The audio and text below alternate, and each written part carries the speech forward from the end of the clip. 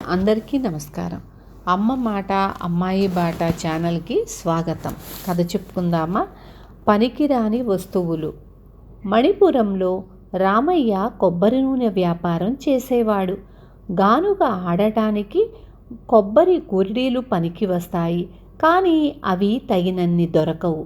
అందుచేత రామయ్య తన అవసరానికి సరిపడా ముదురు కొబ్బరికాయలు తెప్పించి వాటి నుంచి కొబ్బరి తీసి ఎండపెట్టి కొబ్బరి పెంకులు అవతల పారేసేవాడు. ఒకసారి అతని ఇంటికి జనార్దనుడు అనే యువకుడు వచ్చి ఇంటి ఆవరణలో గుట్టలుగా పడి ఉన్న ఖాళీ కొబ్బరి చిప్పలను చూపించి వీటిని ఏం చేస్తారు అని అడిగాడు. పొయ్యిలో పెట్టుకుంటాం, అంతకన్నా అవి దేనికి పనికి వస్తాయి అన్నాడు రామయ్య. పెద్ద పెద్ద చిప్పలు నాకు అమ్మితే కొంటాను అన్నాడు జనార్దనుడు. చలికాలంలో నీరు కాచుకునేటందుకు తప్ప పనికిరాని ఖాళీ కొబ్బరి చిప్పలను కొని ఏం చేసుకుంటాడా అని ఆశ్చర్యపడుతూ రామయ్య సరేనన్నాడు.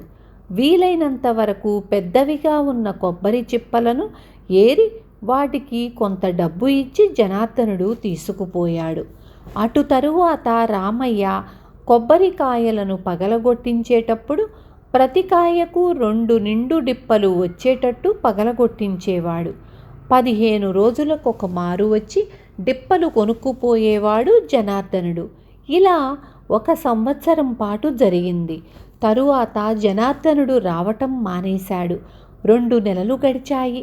జనార్దనుడు ఆకులకట్ట అనే గ్రామంలో ఉంటున్నట్లు రామయ్యకు తెలుసు. ఆ గ్రామం మణిపురానికి 25 మైళ్ళ దూరాన ఉంది. ఒకసారి పని మీద నగరం వెళ్ళిన రామయ్య పని పెట్టుకొని ఆకులకట్ట గ్రామం మీదుగా తిరుగు ప్రయాణమయ్యాడు.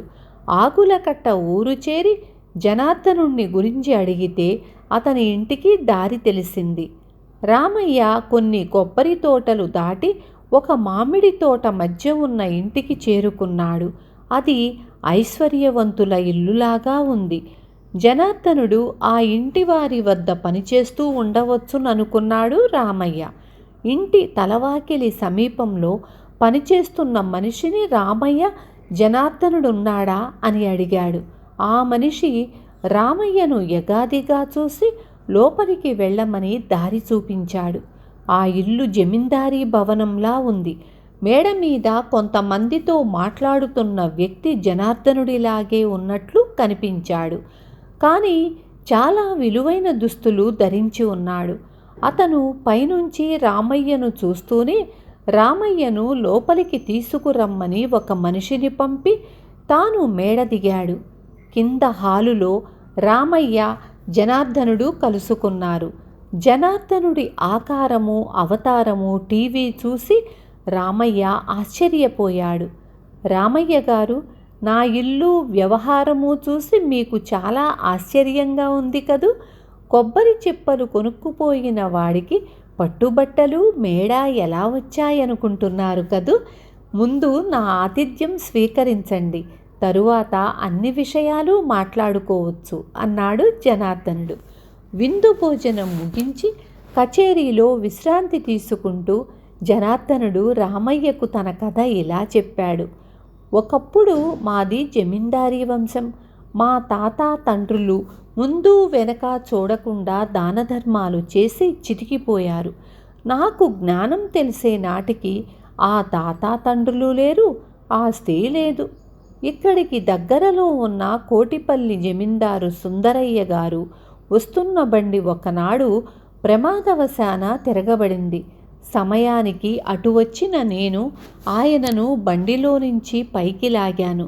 బండివాడు నేను కలిసి బండిని సరిగ్గా నిలబెట్టాక నేను ఆయనను వారి ఇంటికి చేర్చాను. మాటల సందర్భంలో ఆయన నా పరిస్థితి గురించి విని చాలా విచారించారు. ఎందుకండి విచారం? ఎందుకు పనికిరావని మామూలుగా అందరూ అనుకునే వస్తువుల సహాయంతో ఒక్కొక్కప్పుడు శ్రీమంతుడు అయిపోవచ్చు అన్నాను గంభీరంగా. సుందరయ్య గారు నవ్వుతూ, జనార్దనం, నువ్వన్నట్లు ఎవరికీ పనికిరావనుకునే వాటితో నువ్వు ధనం సంపాదించగలిగితే నా ఒక్క కూతురిని నీకిచ్చి వివాహం చేస్తాను. నీకు పెట్టుబడి కావలిస్తే తీసుకో అన్నారు.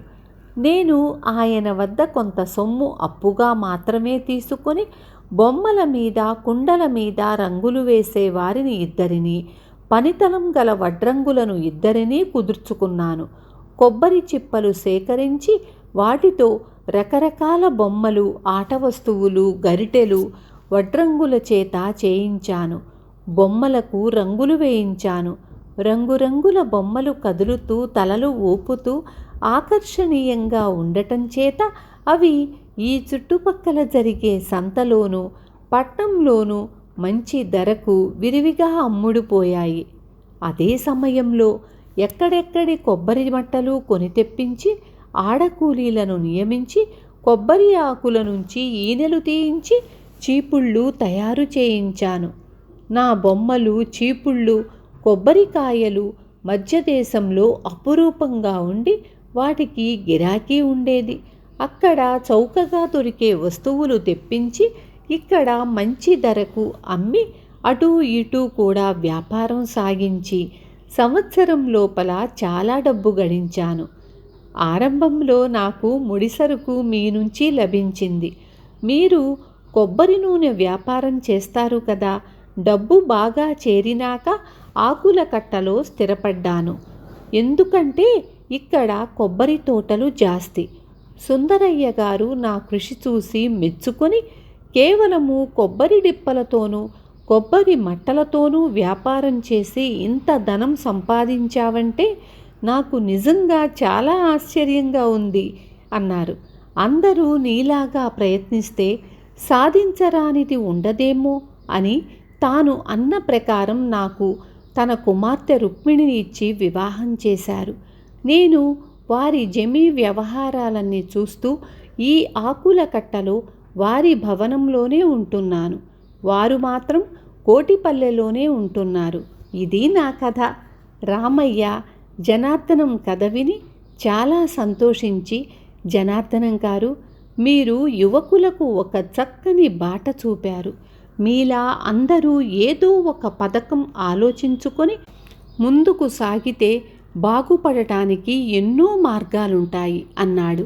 తరువాత ఆయన జనార్దనం నడుపుతున్న గృహ పరిశ్రమలన్నీ స్వయంగా చూసి తాను బాగుపడటమే కాక అనేక మందికి ఉపాధి కలిగించిన జనార్దనాన్ని అభినందించి తన ఇంటికి బయలుదేరాడు. విన్నారు కదా. కష్టపడితే, ఆలోచించుకుంటే మనం ఏదైనా చేయొచ్చు అనేదానికి ఈ కథే నిదర్శనం. రేపు మళ్ళీ ఇంకొక మంచి కథతో మీ ముందుకు వస్తాను.